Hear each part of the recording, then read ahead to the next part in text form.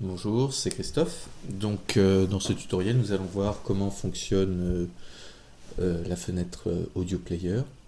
Nous en avons 4 qui s'activent soit en cliquant Audio Player, soit en utilisant la combinaison de touches CTRL A. Ces Audio Players sont au nombre de 4. Nous avons donc 4 players audio ici. Le répertoire dans lequel on va chercher les sons et une liste des 127 sons possibles dans ce répertoire.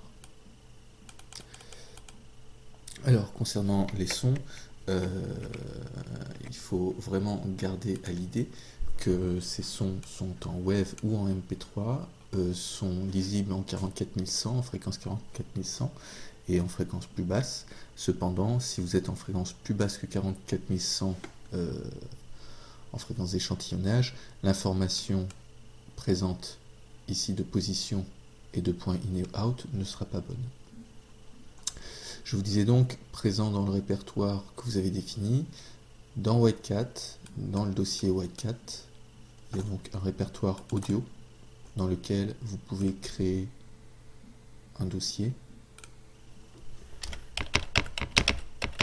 Ce dossier, ce nom de dossier ne doit absolument comprendre ni espace ni accent.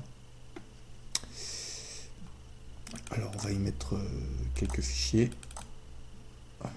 Ok, donc nous avons mis 3 fichiers dans le répertoire mon dossier. Je rebascule dans Audio Player.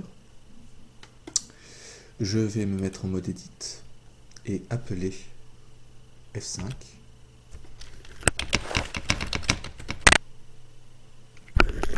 Taper le nom de mon répertoire, l'affecter en cliquant, valider. Et donc on voit qu'un rescan a été fait du contenu. On voit les 3 fichiers qu'on a mis dedans. Si jamais en cours de travail, vous ne souhaitez pas quitter WhiteCat, mais vous souhaitez poser d'autres fichiers audio dans ce dossier, il suffira, justement on va faire de la manip, donc là, on va aller en chercher un qui n'était pas, la bicycle. Et donc on est dans mon dossier, je le colle ici. Un petit rescan et on reliste le contenu du répertoire. Alors il est extrêmement important, aucun fichier ne doit avoir ni d'accent, ni d'espace, ni de tiret, ni de caractère un peu. Bon, le tiret il passe ici, mais dans l'idéal, il faut éviter les accents et les espaces.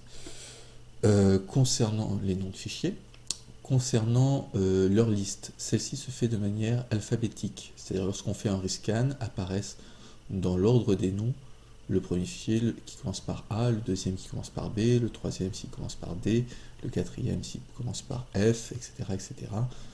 Donc il est important pour vous, si vous avez une idée de l'ordre, de les renommer si jamais vous avez besoin de travailler avec Banger, parce que ce sont ces positions-là, ici, affichées, qui vont être appelées via Banger et non pas des noms de fichiers.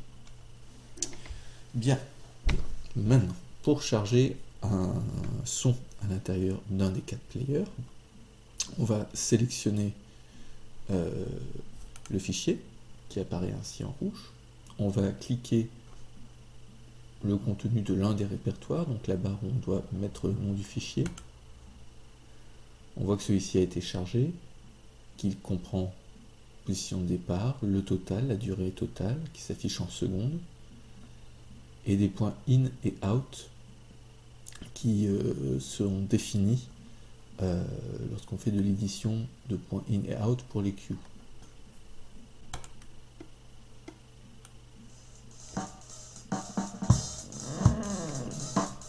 Donc là c'est le play pause.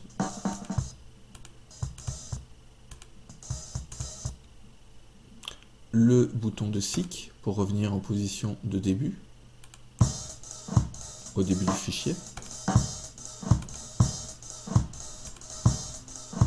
Le bouton de boucle pour mettre en boucle le fichier dans sa lecture de la position de départ jusqu'à la position de fin, c'est-à-dire la position totale, mais qui permet aussi de mettre en boucle si on a activé le mode Q.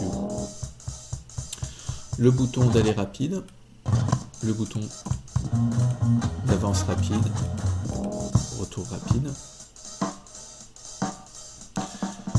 En étant en mode edit, on peut donc éditer aussi les points in et out de queue. Par exemple ici, on définit le point in en 12.3 et en 15.8 le point out. Quand je me mets en mode queue, je boucle donc entre 12.3 et 15.8 par la loupe, par la boucle. Je peux aussi décider de revenir, même si je ne suis pas en loop, au point édité de queue dans le fichier. Donc on ne revient pas à 0, avec ce petit bouton on fait un seek queue, on revient en position de queue du fichier, en point in. Le niveau, qui s'exprime de 0 à 1 et de 0 à 127. 0 à 127, c'est pour tout ce qui est paramétrage MIDI et les attributions via Banger pour définir des niveaux. Le bouton de panne.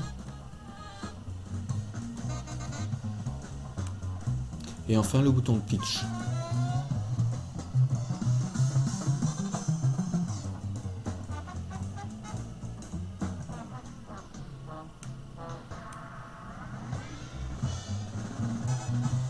Alors, la position normale, pour le pan milieu c'est 64 et pour le pitch c'est 64. Je vais mettre en boucle dans le queue qui reste actif. Si je veux être juste sur une boucle générale, j'enlève le mode queue. C'est-à-dire que je boucle du début du fichier à la fin du fichier. Si je me mettais en mode queue, je bouclerai du point in au point out.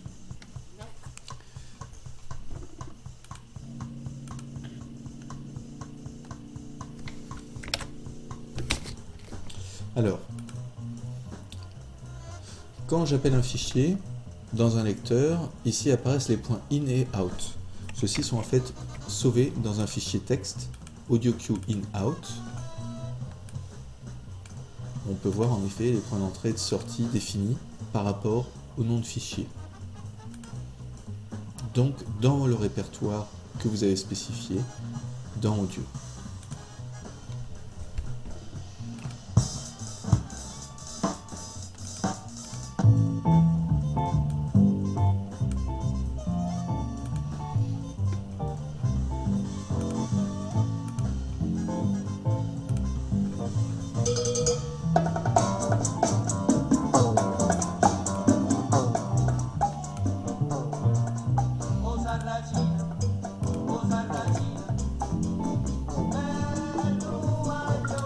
Ok, donc toutes ces commandes sont paramétrables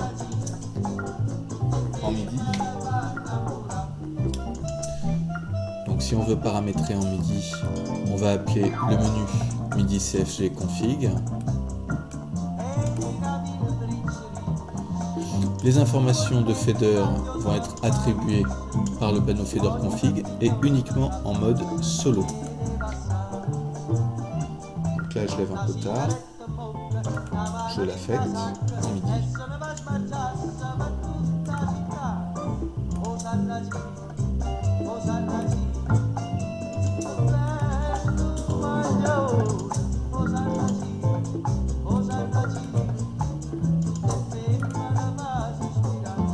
Voilà, donc on a nos 4 potentiomètres. De même, le pan peut être affecté en MIDI. Ainsi que le pitch. Le son de tout le monde.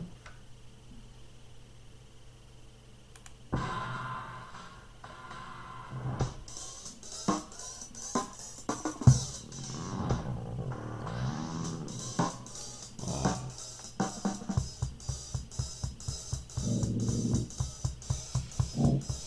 Ok. Les touches peuvent être paramétrables aussi en MIDI via le button config et toujours en mode attribution solo. Donc j'appelle une touche et je l'affecte en play, pause.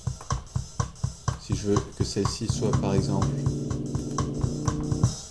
le SIC, elle est le SIC. Si je veux que celle-ci soit le bouton de loop, elle est le bouton de loop, etc., etc. De même, les touches Q in, Q out, Q et le SIC to Q in sont définissables en MIDI.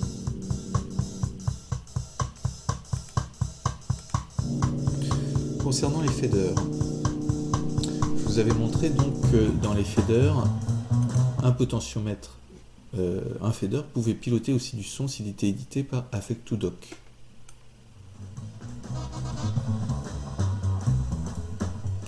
Donc dans ce cas-là, c'est l'affectation qui prend le pas, l'affectation fader qui prend le pas sur les affectations MIDI et sur les manipulations MIDI. Si je définis par exemple un point de stop pause,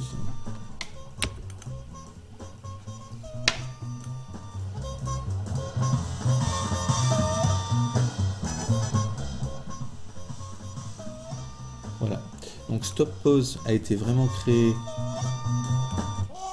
pour les faders audio, permettre ainsi des positions d'arrivée dans les fondus en utilisant les commandes des faders dans les automations de Bangor pour créer des fondus enchaînés entre deux fichiers audio sur des commandes ici.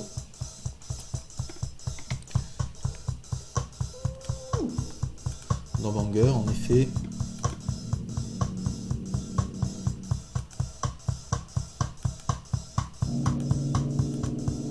seule la fonction charger dans un player, mettre en play pause un player, mettre en boucle un player, revenir en arrière sur la position du player, ici player, mettre le volume par exemple du player 1 à 58 en valeur MIDI.